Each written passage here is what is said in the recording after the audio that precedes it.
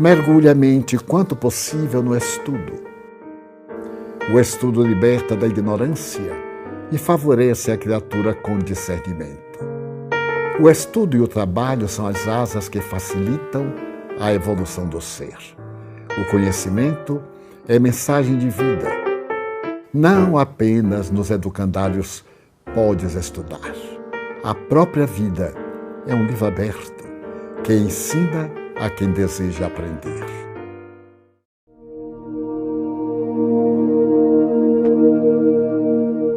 Há em tudo uma ordem divina.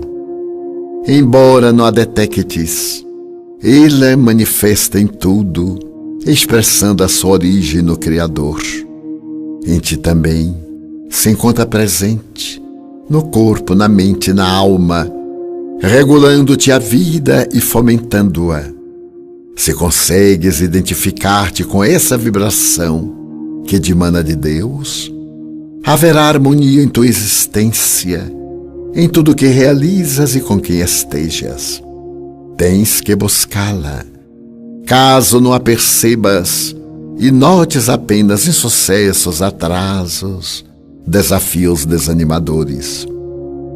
Todos esses aparentes percalços, todavia, trabalham juntos para o teu bem, o teu progresso.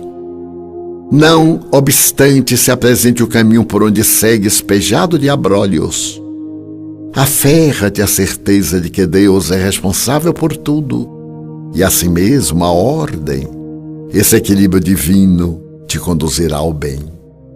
Conscientizando de que não segues ao léu, mas te movimentas na correnteza da ordem superior, superarás tensões e amarguras, ansiedade e desgostos, porque esse hálito de Deus que a tudo e a todos vitaliza, manifesta-se em ti e através de tudo aquilo que te diz respeito.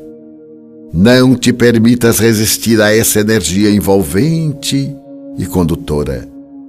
Coopera com o estatuído pelas soberanas leis, facultando que elas cooperem contigo, trazendo-te paz e abençoando as tuas horas.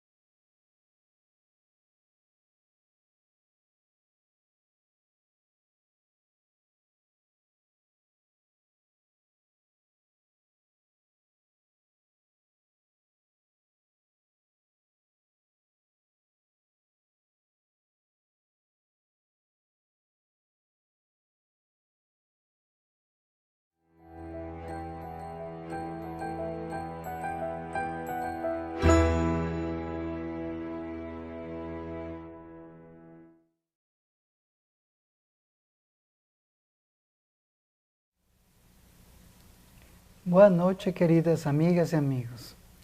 Estamos dando continuidade a todos os trabalhos do Centro Espírita Caminho de Redenção na área virtual. Vamos a elevar nossos pensamentos, vamos fazer uma prece. Bondoso Pai Celestial, hoje mais que nunca precisamos de você. Precisamos acalmar nossa alma, nossos pensamentos, nossos sentimentos. Mas também devemos reconhecer que devemos ser gratos pela vida, pelas oportunidades, porque cada dia, ainda com desafios, nós conseguimos sempre superar.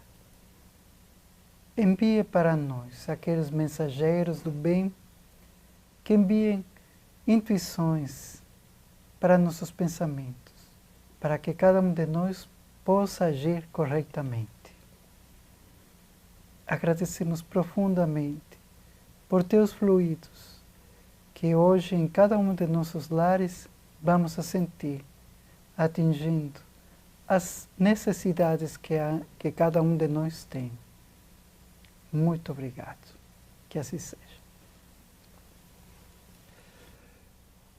Senhoras, senhores, queridas irmãs, queridos irmãos espíritas, damos prosseguimento às nossas reuniões doutrinárias, terças, quintas e sábados. Está aqui a meu lado um querido amigo e benfeitor da nossa casa, Giancarlo Quito. É italiano, residia até há pouco no Canadá e hoje está residindo conosco na Mansão do Caminho. Mas, quando eu era jovem e li pela primeira vez a codificação, fiquei fascinado.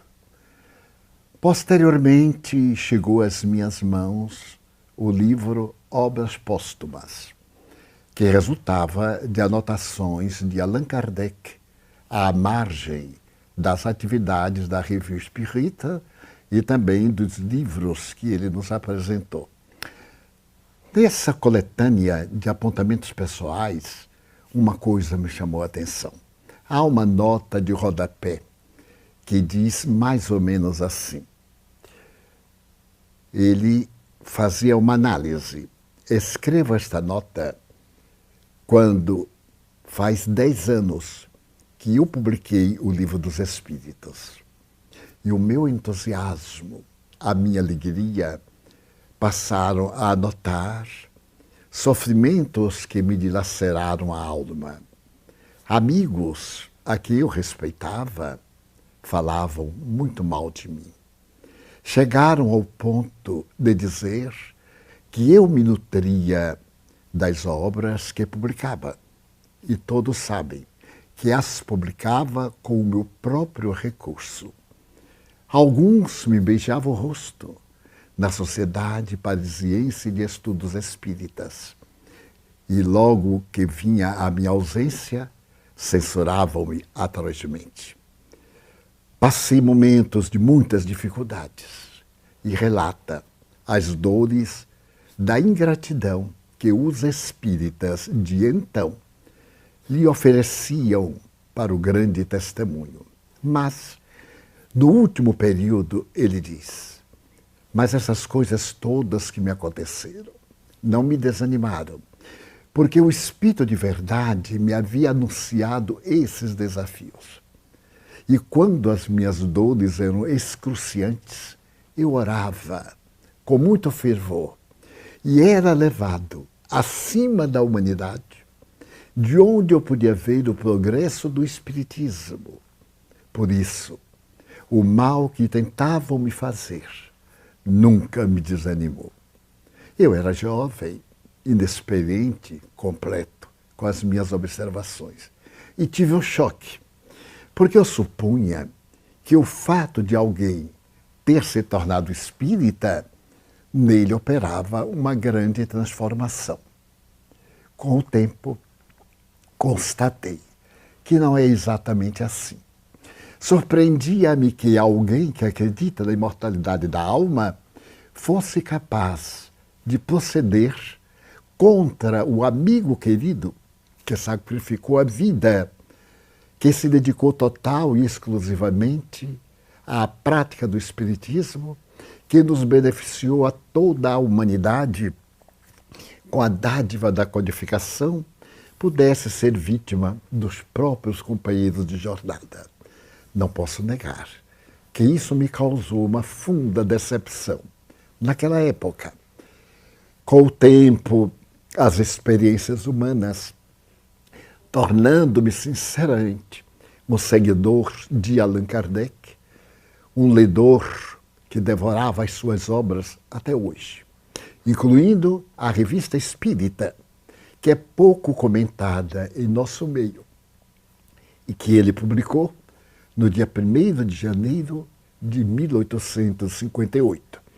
Não só para poder responder às cartas inúmeras que recebia, como também comentar acontecimentos que lhe chegavam ao conhecimento, apresentando os fundamentos confirmados pelos fatos que lhe chegavam de todo o mundo francófono e do mundo europeu em particular. Com o tempo compreendi que a criatura que aporta ao Espiritismo é um náufrago. E o náufrago, mesmo encontrando o apoio e o local de refazimento, é um náufrago. Ele traz as suas marcas, as marcas de toda uma existência. O Espiritismo é o estandarte de renovação interior. Ele se utiliza da doutrina, mas ainda não vive a doutrina. É natural. Em todas as profissões, em todas as filosofias, em todas as doutrinas religiosas, isto ocorre. É da criatura humana. Nós somos o fruto das nossas reminiscências pretéritas. E segundo Adler, Jung, Freud, nós vivemos aquilo que desenhamos no ontem.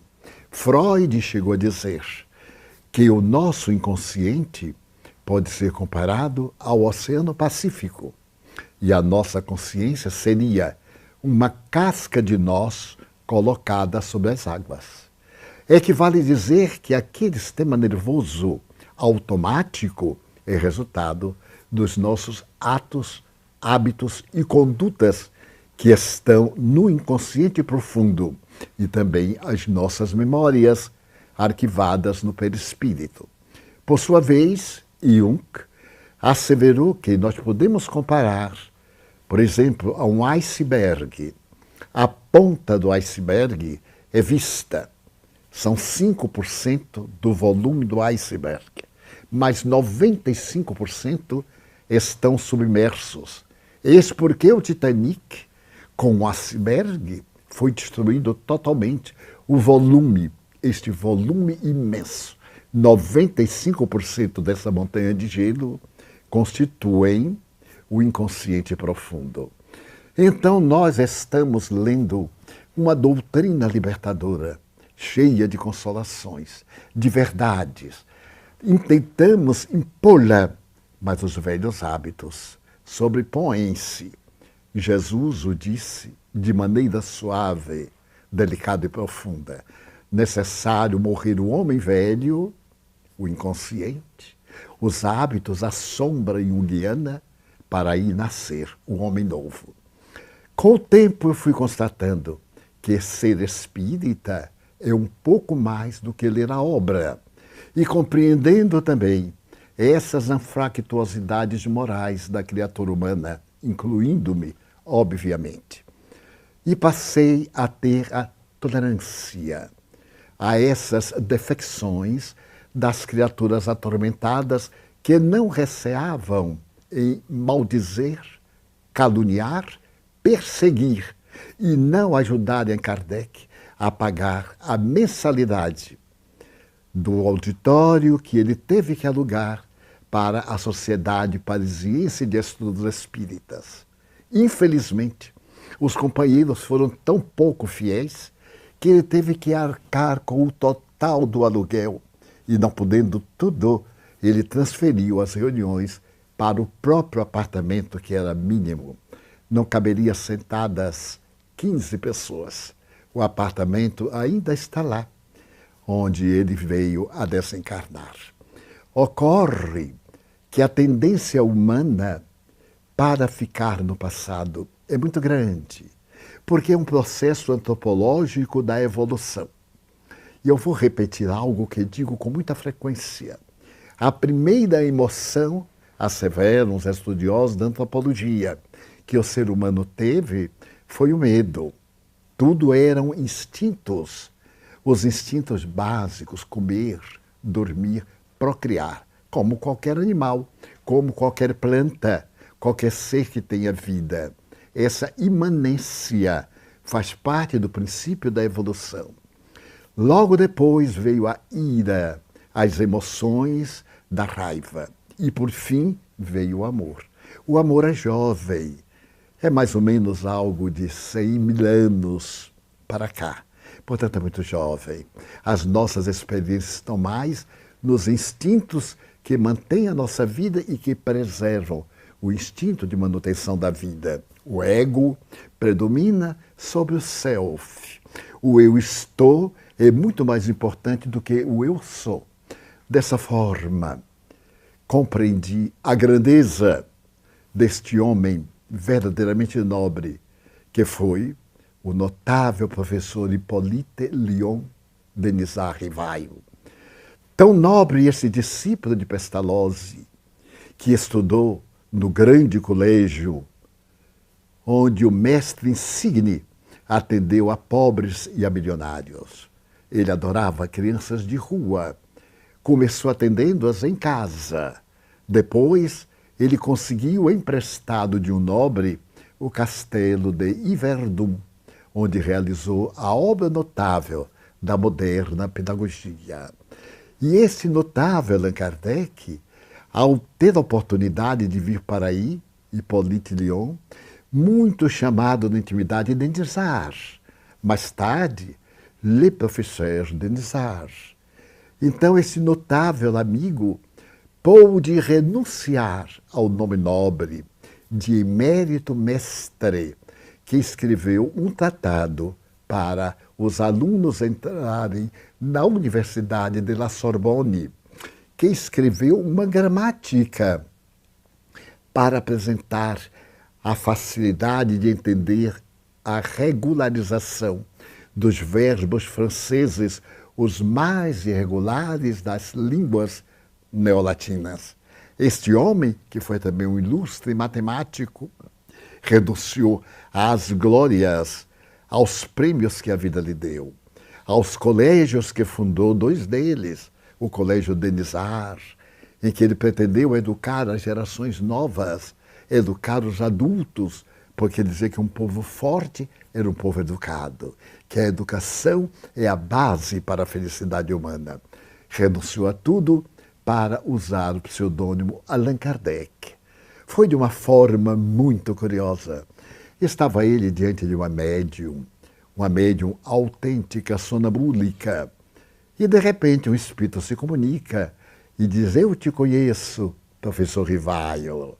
O meu nome, sou tão teu amigo que por certo no teu inconsciente tu recordarás. Eu vivi contigo, aqui mesmo na França, quando eram as Gálias, portanto, um pouco antes de Jesus. E naquele tempo, mais ou menos 100 anos antes de Jesus, tu eras um sacerdote druida.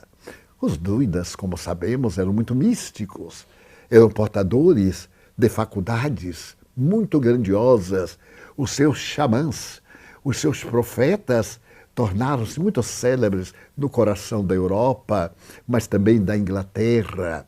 Até hoje nós temos o grande trabalho de pedra de Stonehenge, que é um enigma para a humanidade. É uma obra druídica. Os druidas também tinham os seus templos, que eram muito simples, eram 2 pedras muito grandes, com uma terceira por cima. Nós vamos ver isto daqui a pouco. Curiosamente, ele havia vivido, e naquele tempo, este sacerdote acreditava na reencarnação. Era vegetariano, imagine, ele evitava a alimentação mais grosseira, embora o Livro dos Espíritos se refira à alimentação, que não é fundamental para uma vida feliz, e que o organismo tem a máquina preparada para o tipo de digestão ainda animal. E então tu te chamavas Allan Kardec. O espírito se chamava Zéfiro, palavra terna que evoca os gregos. Era como um vento brando do entardecer, um Zéfiro. Ele achou aquilo tão encantador que quando ele foi publicar o Livro dos Espíritos, ele meditou: se eu publicar com meu nome, que é um nome famoso, todos irão ler o livro, pela curiosidade de eu o haver escrito. Mas tinha ele tal pudor que optou pelo pseudônimo de Allan Kardec. Porque, através do pseudônimo, a pessoa iria ficar tocada pelo conteúdo da obra e não por quem a escreveu. Então, isto é fascinante. E ele se tornou muito mais célebre pelo seu pseudônimo do que pelo seu nome honrado, grave e nobre. Então, depois de haver meditado nessa sutileza, a mediunidade ali, e depois, quando ele recebe o convite direto, através da mesma médium, a senhorita Jafé, que ele diz: o machado está no tronco da árvore velha, que é necessário ser cortada, e a ti, denizar, diretamente. Cumbe essa tarefa. Ele era tão humilde, bem diferente de muitos de nós, que diz: mas e se eu fracassar? E o Espírito de Verdade lhe disse: outro te substituirá, porque as leis de Deus não podem ficar submetidas aos caprichos da criatura humana. É a fatalidade biológica da morte, essa mensageira da vida, graças à qual evoluímos através das contínuas reencarnações, colocando sobre o homem velho experiências novas que vão diluindo essas camadas do nosso inconsciente profundo pela luz meridiana da verdade. Curiosamente, o Livro dos Espíritos foi um sucesso que abalou a cultura francesa. E logo mais tarde, ele faz a segunda edição, com 1019 questões. Em realidade, o livro que está na tela tem 1018 questões, porque ao enumerá-las, ele se equivocou e deixou uma questão sem anotar. A Federação Espírita Brasileira, o nobre tradutor Guion Ribeiro e a equipe dos pioneiros notáveis corrigiram, mas botaram uma notinha de rodapé. 1018 questões enumeradas, R$1.019, pelo pudor, pelo respeito que a Federação Espírita Brasileira tinha então e conserva até hoje por tudo aquilo quanto diz respeito à amada doutrina espírita. Espalhou-se como uma brisa perfumada, confortando os corações. E ele começou a pagar o preço da desmoralização de 3 correntes humanas.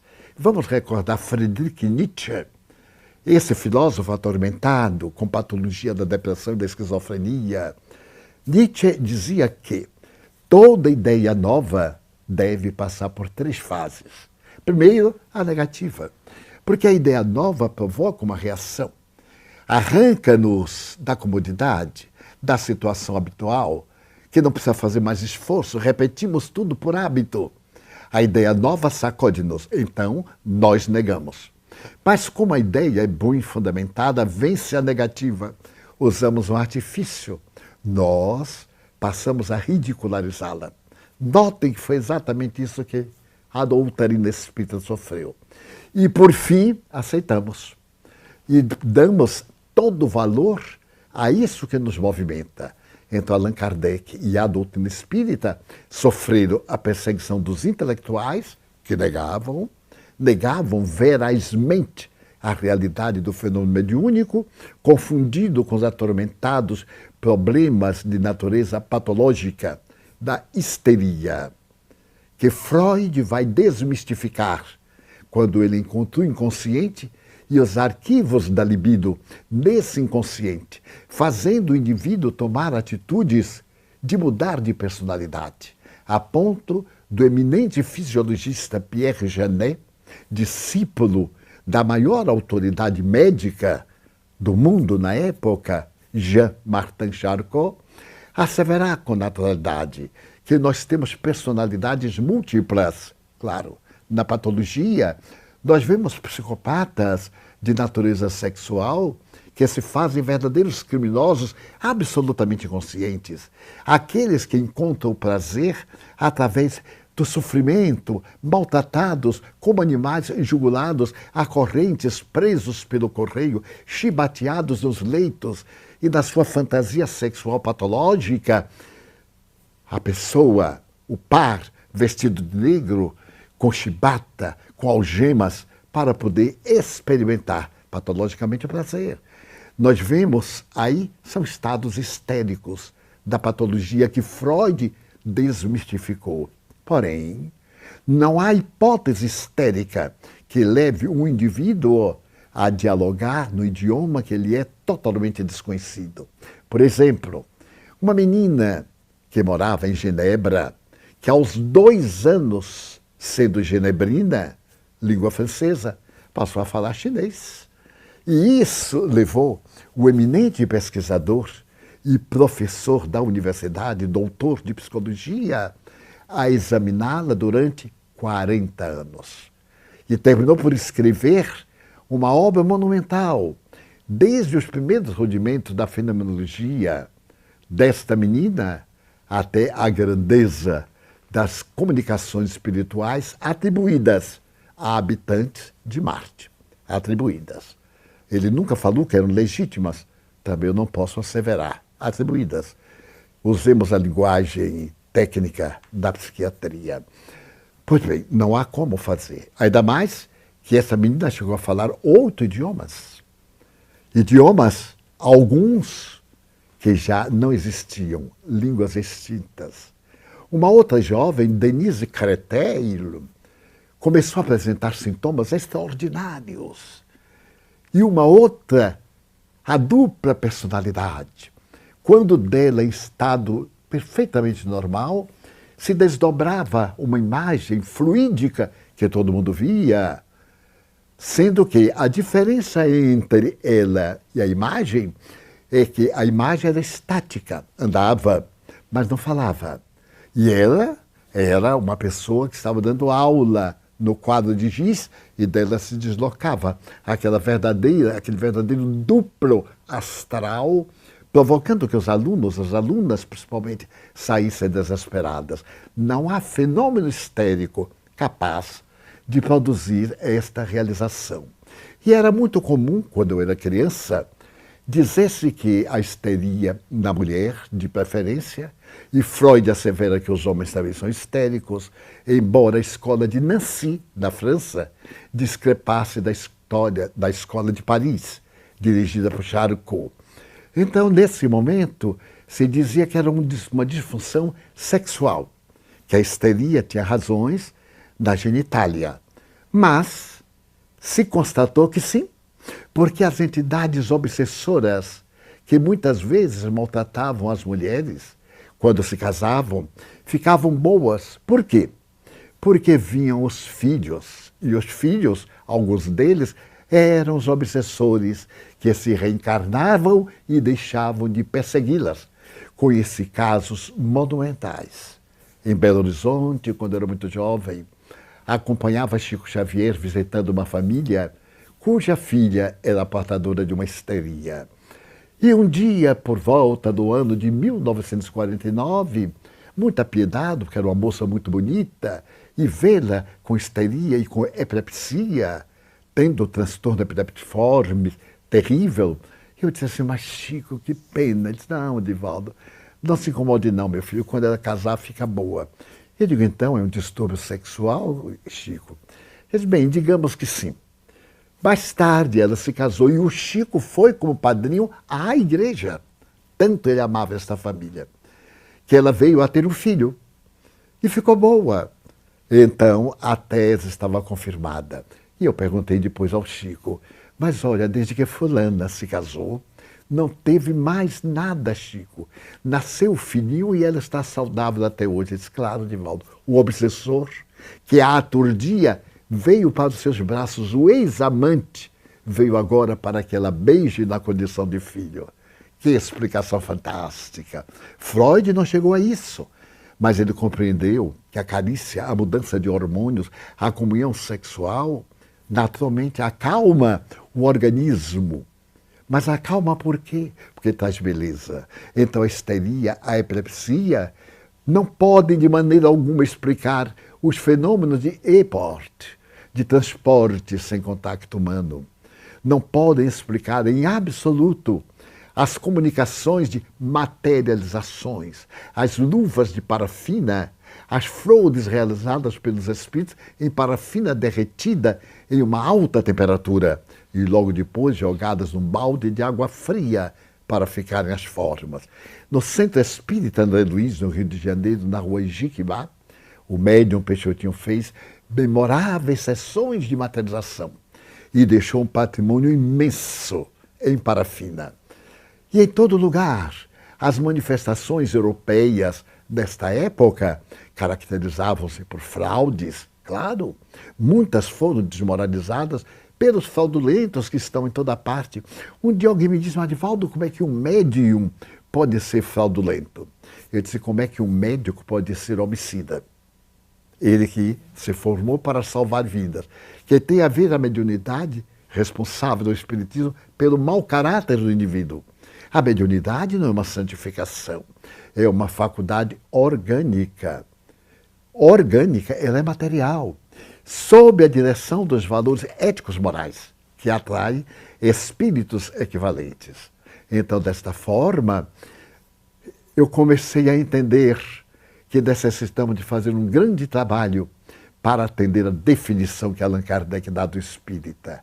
Conhece-se o verdadeiro espírita pela sua transformação moral, pelo esforço que empreende para ser hoje melhor do que ontem, amanhã melhor do que hoje, lutando sempre contra as más inclinações. Então é compreensível que nós, os espiritistas, ainda sejamos pessoas caracterizadas pelas nossas imperfeições e que, tendo a doutrina espírita, temos um controle educativo. Então imagino meu comportamento, por exemplo, como seria se eu não tivesse a claridade sublime da revelação espiritista. Se atendo, me debato em sombras. Se tenho o farol na mão e o acendo e não enxergo o caminho, imagine na sombra total. Daí comecei a compreender a nossa tolerância e compaixão e o nosso dever de nos ajudarmos uns aos outros, vencendo a tentação das críticas que padeceu o insigne codificador. Mas vamos fazer uma pequena pausa e logo, logo voltaremos. A Mansão do Caminho tem a sua plataforma audiovisual pela internet. Através desse maravilhoso instrumento, poderemos estar a par dos acontecimentos que dizem respeito ao movimento espírita, não apenas em nossa cidade, como em todo o mundo. Através dessa plataforma você pode informar-se em torno do movimento, todas as atividades, mas também conferências, peças de teatro, atividades várias para enriquecê-lo.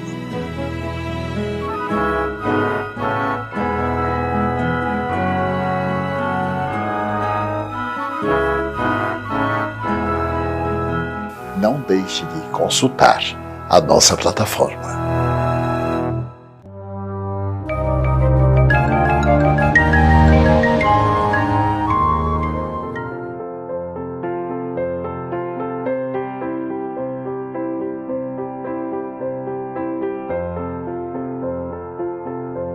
Divaldo resolveu, nessa vida atual, que faltava o nascer na Mansão do Caminho para completar o ciclo.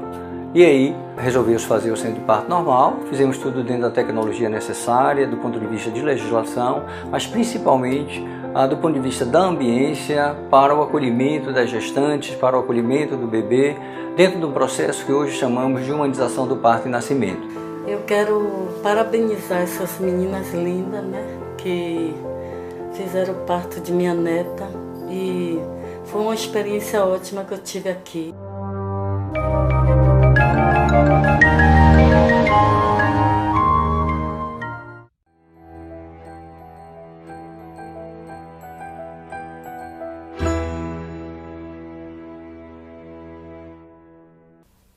Com a sua experiência extraordinária, Allan Kardec estabeleceu uma tríade.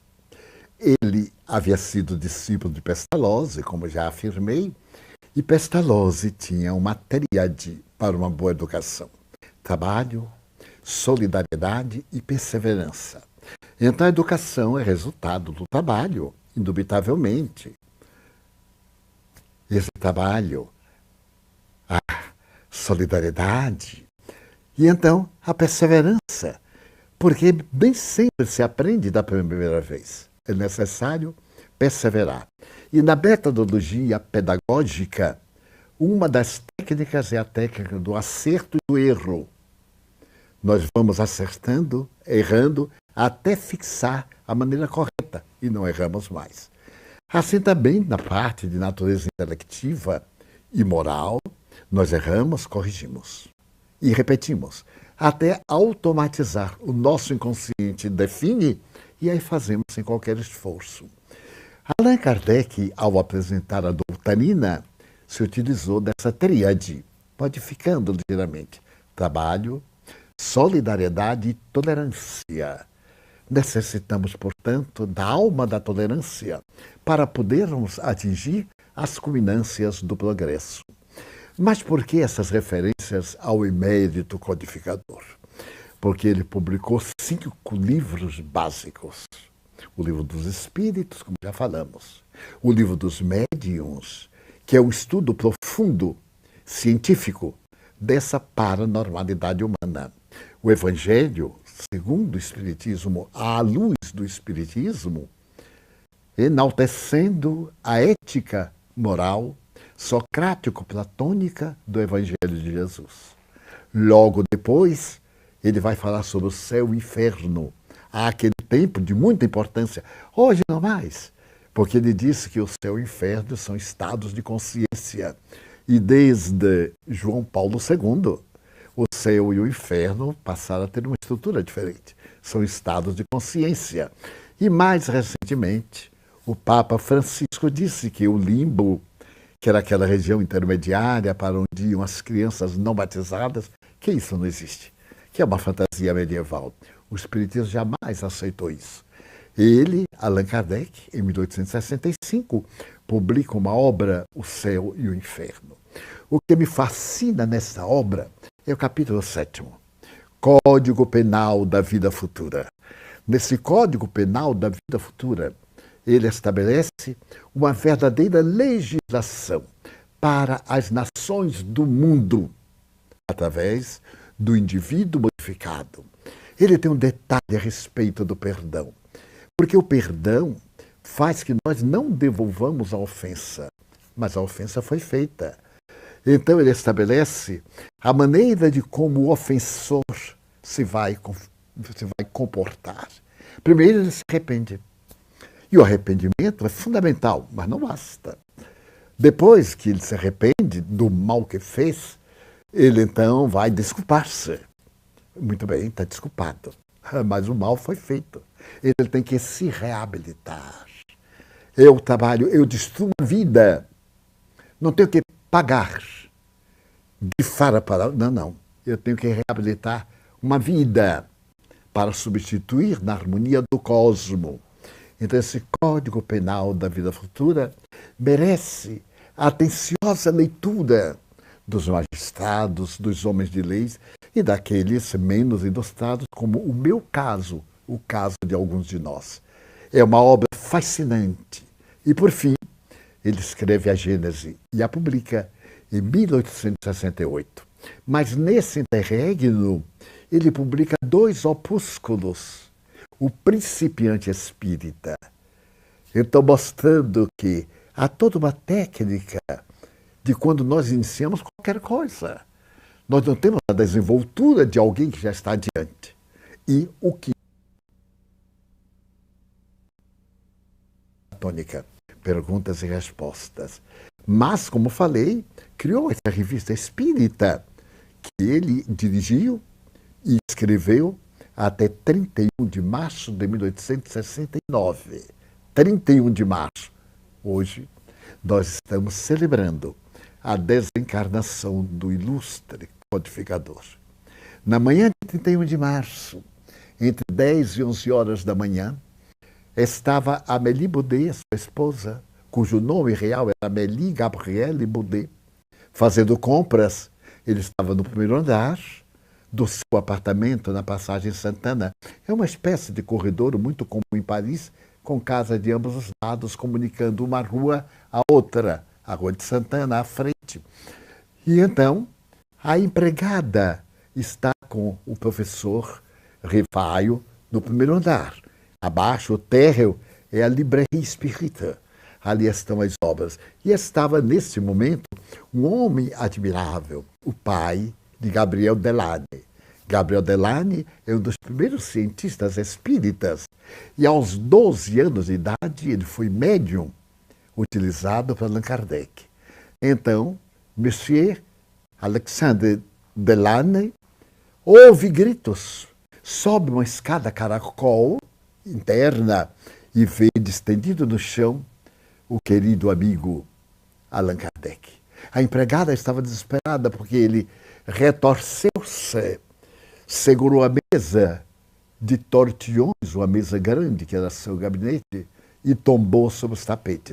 A casa estava desarrumada porque ele estava de mudança para a Vila Ségur, bem próxima ao túmulo de Napoleão Bonaparte. Ele pretendia fazer ali na Vila Ségur casas para pessoas idosas, porque Kardec era a essência da caridade, sem a qual não há salvação. E ele sabia que os idosos espíritas, quando chegassem a época de necessidade dos filhos, estes punham-nos para fora, como acontece hoje. Os pais solitários idosos, os pais órfãos de filhos vivos, internados em sanatórios, em casas de idosos, ou simplesmente largados em verdadeiros tugúrios de miséria ou abandonados na rua. Ele ia recolhê-los para que numa comunidade espiritista todos pudessem conviver muito bem.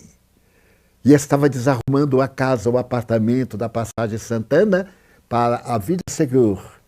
Então os tapetes estavam enrolados, os móveis estavam sendo acomodados por Madame Allan Kardec. E ele caiu. O senhor Alexandre dobra-se e aplica-lhe um passe de revitalização. Era tarde, como se encontra numa carta que foi dirigida a um amigo que residia em Lyon, por uma testemunha que participou desde o primeiro momento e graças a quem conhecemos todos os detalhes daquele dia evocativo para nós, com muito carinho.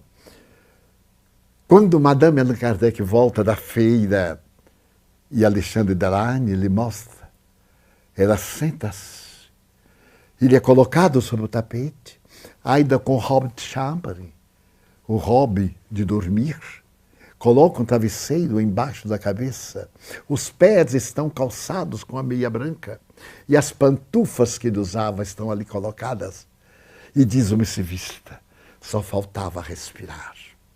E essa mulher notável, que ganhou, antes de casar-se, um prêmio literário por uma obra escrita, Contos Primaveris, reduziu a sua carreira literária para servir de secretária do homem a quem amou com desvelo.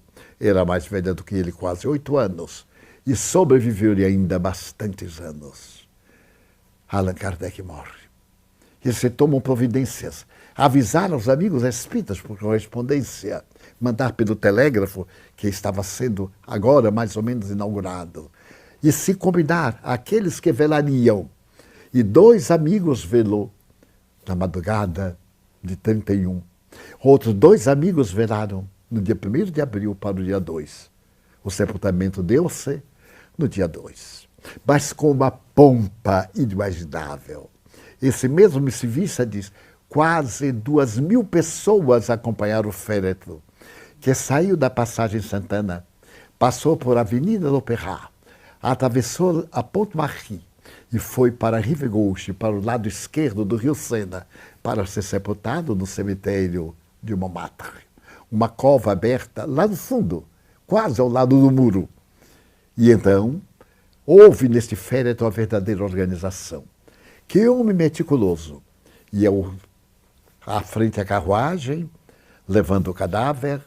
Depois estavam o presidente substituto, o grande amigo dele, Leymarie, a viúva, alguns amigos, atrás um grupo de médiuns, atrás um grupo de espíritas.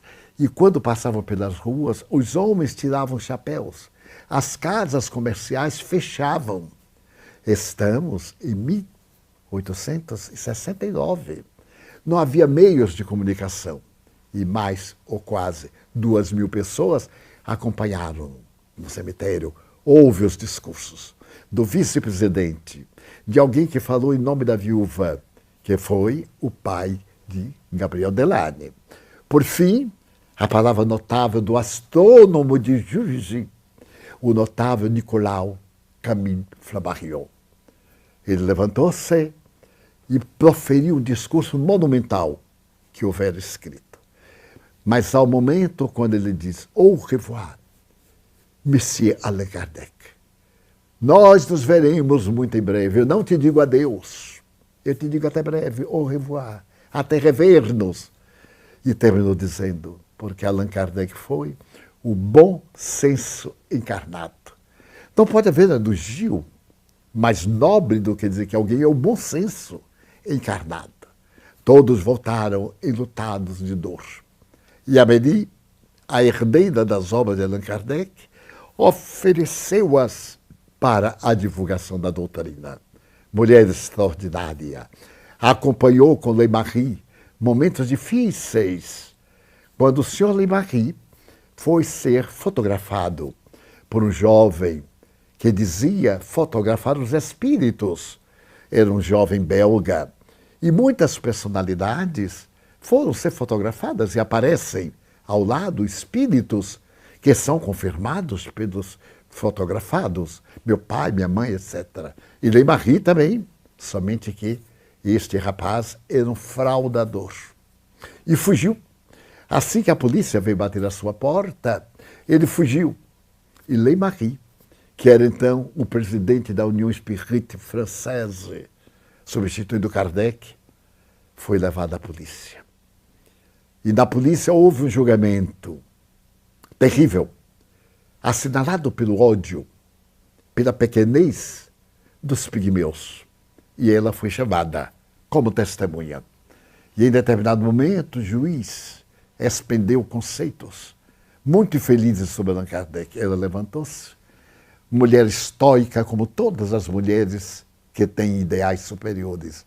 Lembremos que ao lado da cruz estavam as mulheres que acompanhavam Jesus.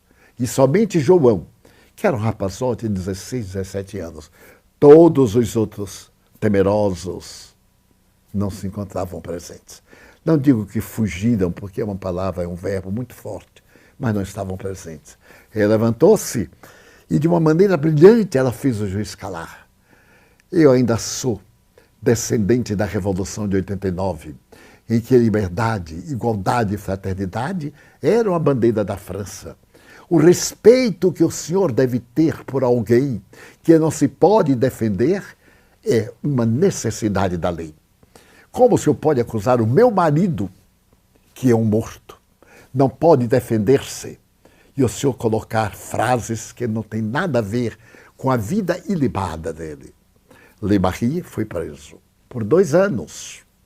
E ela foi buscá-lo no Palácio da Justiça, ali mesmo onde estiveram Maria Antonieta e Luís XVI, e que temos a grande catedral no coração de Paris. Então essa mulher notável, que iria sobreviver por muito tempo, foi a guardadora da memória do marido querido, e Allan Kardec. Logo depois que terminou o funeral, o sepultamento, os médiuns correm para fazer uma reunião na qual Antônio de Pádua dá a comunicação e, posteriormente, Allan Kardec vem, evocado por eles, e fala da sua vida espiritual. Hoje, nós estamos celebrando o 151º aniversário do eminente codificador, que nos deixou como legado essa doutrina. Ele não é o fundador, como muitas vezes aparece, e foi sepultado em Montmartre, no dia 2 de abril. Porém, no ano seguinte, ele foi transferido para o Père Lachaise. Aí está a sepultura dele na pauta.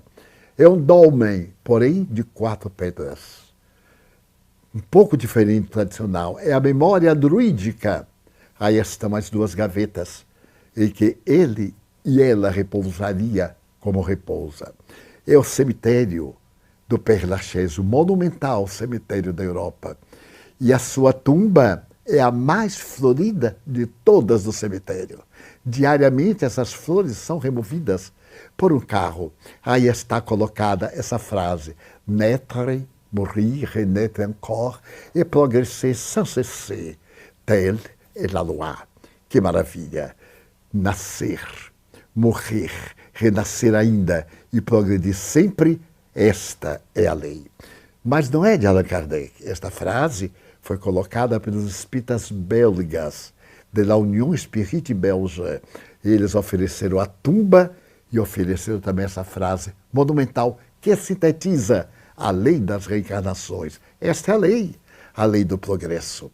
Ao celebrarmos hoje os 151 anos da desencarnação do egrégio codificador, lembramos que nos encontramos num momento de caos.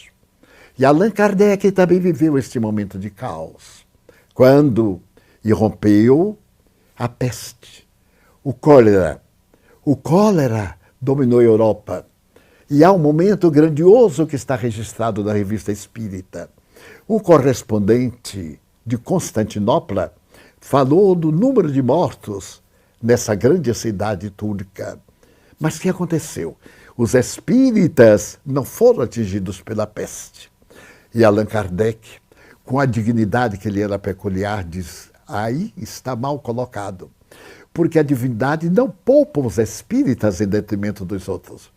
O espiritismo não veio para evitar ninguém ficar doente ou morrer. Veio para dar-lhe conforto, para dar-lhe forças para suportar as vicissitudes.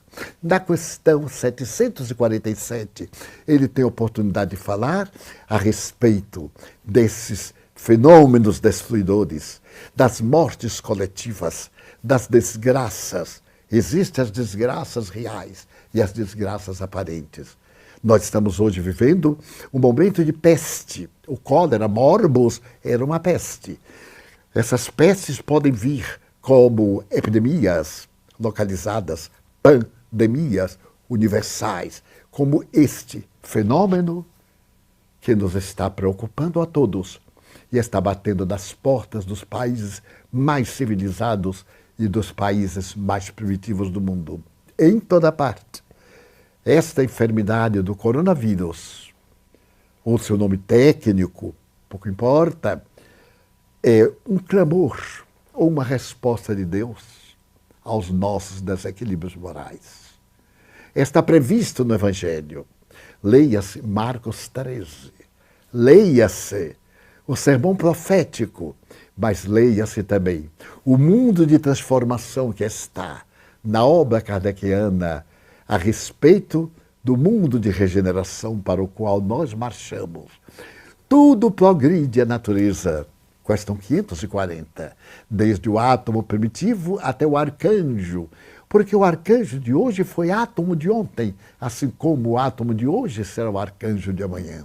Os mundos também progridem.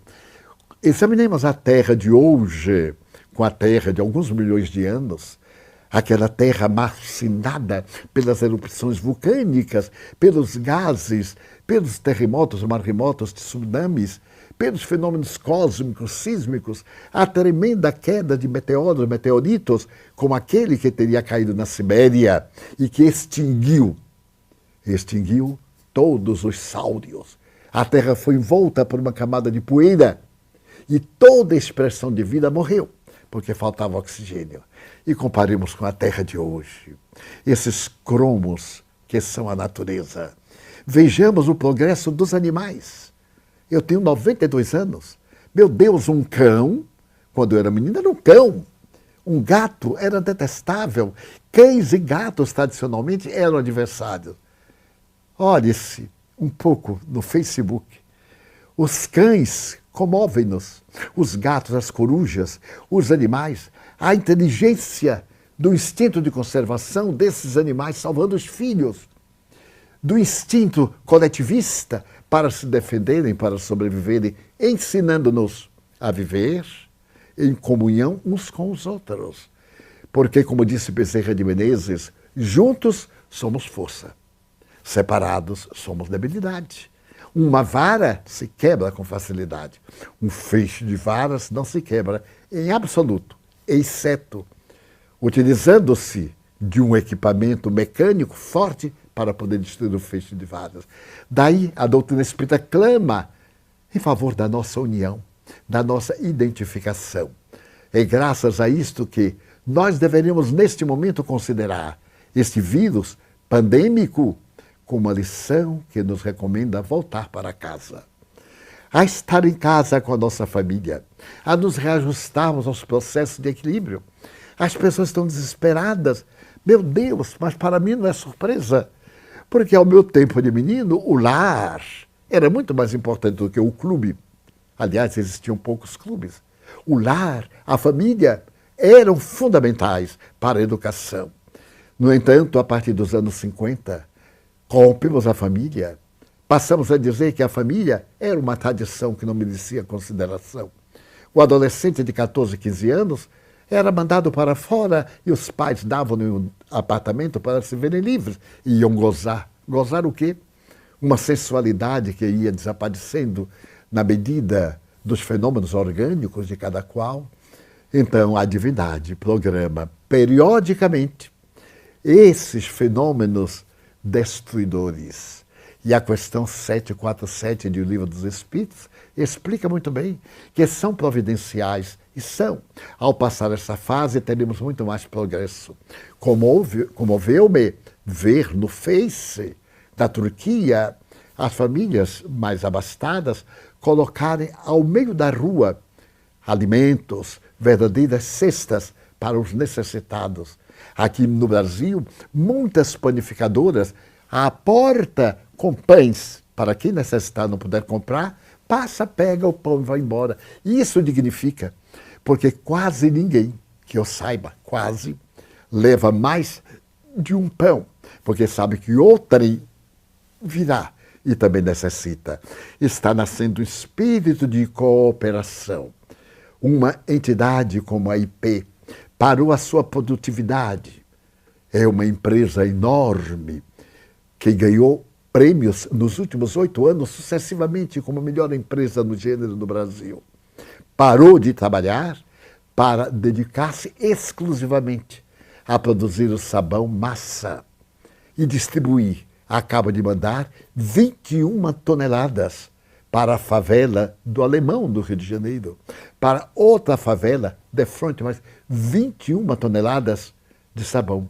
Produzir o álcool gel para distribuir gratuitamente em toda a região próxima a Amparo, e em Amparo, que é a cidade onde tem a sede da IP, e onde ela distribui para outras comunidades que são agências do seu trabalho, e tudo isso com amor, com sorrisos. Os seus proprietários estão lá com os operários voluntários, que tomaram todas as precauções possíveis para evitar contaminação, para servir. Outra empresa está produzindo aventais. Um grupo de senhoras espíritas que estudam as obras de Joana de Ângeles estão fazendo máscaras com o máximo de cuidado, depois desinfetando essas máscaras para distribuir aos hospitais. E o Hospital de Amparo, a Santa Casa de Misericórdia, pediu as pijamas para os médicos, que só podem usar uma vez nesses casos da infecção. Então nós estamos vendo um mundo diferente, em que a solidariedade estava longe e agora voltou. No grande memorando que foi apresentada pela Unesco, na virada do milênio, o último item dos 6 é trazer de volta a solidariedade. Equivale dizer que em alguma época nós já fomos solidários. O excesso de tecnologia, desde o período industrial começado na Inglaterra, nos fez solitários. Agora estamos solitários, mas ao mesmo tempo estamos solidários. Eu estava ouvindo há pouco uma canção fantástica por um grande tenor da sacada da sua casa em Roma.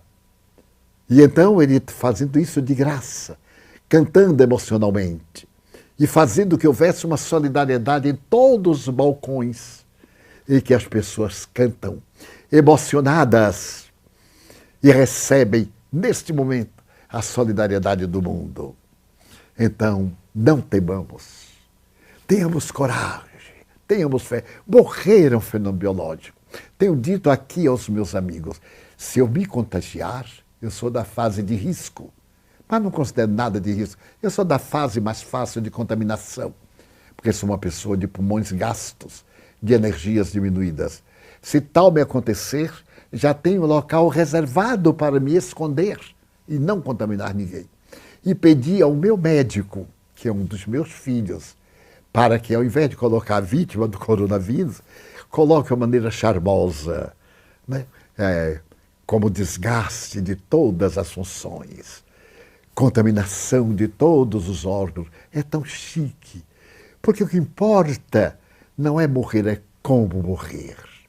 A alegria de saber que estamos viajando de volta para casa, que vamos continuar amando e ser amados, reencontrar as pessoas queridas. Então, porque esse pânico da morte, aí estão a tuberculose, com índice muito maior de mortes no Brasil, a dengue, que está batendo recordes, 90 mil mortos e contaminados. Aí estão outras epidemias, praticamente no mundo tropical. A sífilis, que voltou à América do Norte nos anos 90, que já havia sido extinta, mas que a depravação facilitou com as enfermidades sexuais contagiosas. Então, queridas irmãs, queridos irmãos, enfrentemos isto, porque perder a luta é não ter coragem de enfrentar. Levemos adiante, mãos dadas, orando e dizendo a Deus muito obrigado pela fé gloriosa que honra minha alma. E quem não tiver a fé religiosa, que tenha a dignidade de ser humano neste momento, para sobreviver histórica, espiritualmente, construindo o bem. Muito obrigado. Até a próxima quinta-feira, quando teremos o nosso Conversando sobre Espiritismo. E teremos o prazer de atender a questões que nos sejam formuladas. Estaremos como cooperadora a doutora Cristiane Beira, que estará conosco, como Simão Pedro na semana passada. Muito obrigado.